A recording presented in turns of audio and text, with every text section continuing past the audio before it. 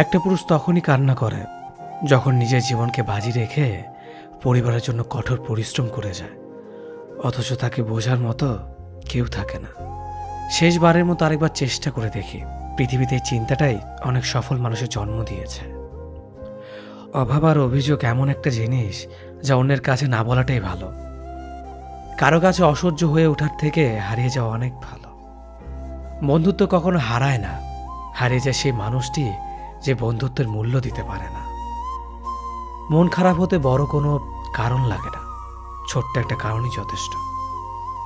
অর্থই সব, এটাই নিশ্চিত। অর্থ থাকলেই মনে শান্তি থাকবে।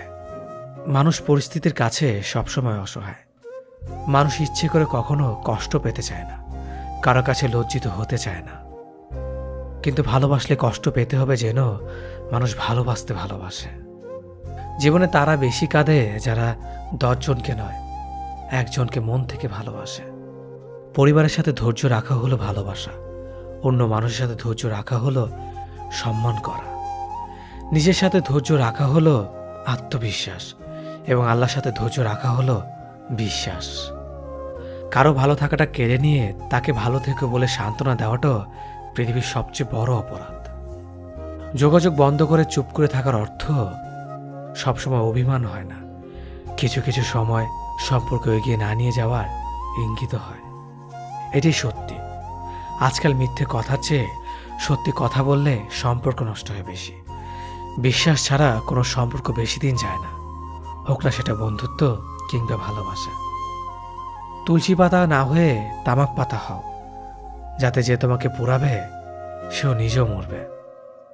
আজকে দিনে ভদ্রতার কোনো মূল্য নেই, কারণ ভদ্রলোককে সবাই দুর্বল মনে করে। প্রতিশোধ নেওয়ার চেয়ে রাস্তা বদলে ফেলা অনেক ভালো, কারণ প্রতিশোধ নেওয়ার আনন্দ থাকে একদিন, কিন্তু নিজেকে বদলে ফেলার আনন্দ থাকে সারা জীবন। পরিচিত হওয়ার সময় একরকম, আর পূর্ণ হয়ে গেলে আরেক রকম। অযোগ্যকে যোগ্য বানানো সম্ভব, কিন্তু বিশ্বাসঘাতককে বিশ্বস্ত বানানো কঠিন। অবহেলা কতটা ভয়ঙ্কর সেটা কেবলমাত্র সেই বোঝে যে প্রিয় মানুষগুলোর কাছে অবহেলিত। লোকে কি ভাবলো কি বলল তা ভেবে কিছু করা উচিত নয়। যেখানে অভিমান বলতে কিছু নেই সেখানে রাগ দেখানো আর অভিমান করাটা হলো বোকামি। একটা মেয়ের জীবনের সবচেয়ে বড় পাওয়া হলো একজন কেয়ারিং হাজব্যান্ড। তোমার দুর্বল জায়গাটা যেন যারা খোঁচা দিয়ে কথা বলে তারা তোমার শুভাকাঙ্ক্ষী নয়।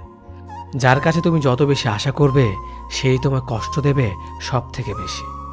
কখনো হিংসা করো না তাকে যে তোমাকে দেখে হিংসা করে। সে হিংসা করে কারণ সে জানে তুমি